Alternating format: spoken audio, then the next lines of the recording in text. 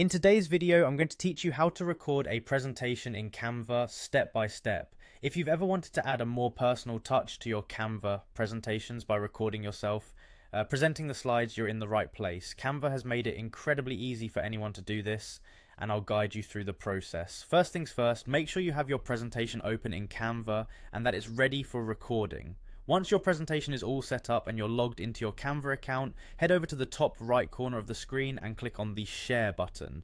This button not only shares your design, but also provides you with additional options, including the ability to present and record.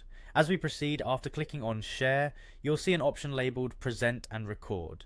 This is your gateway to adding a dynamic element to your presentation. Click on it and you'll be taken to a new menu. This menu is designed to assist you with starting the recording process, so take a moment to explore the features it offers.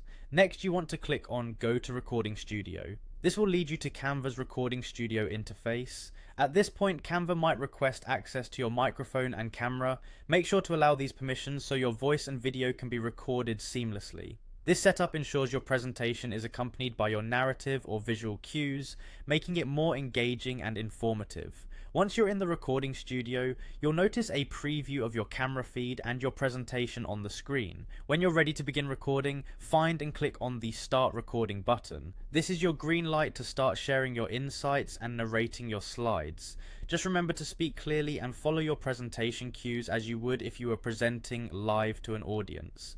As you progress through your presentation, you can continue at your own pace.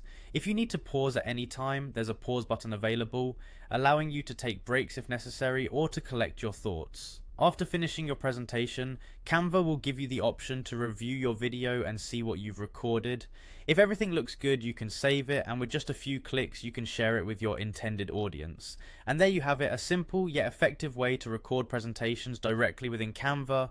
By incorporating these steps into your workflow, you can make your presentations much more personal and engaging. Thanks for tuning in and have fun creating impactful presentations with Canva.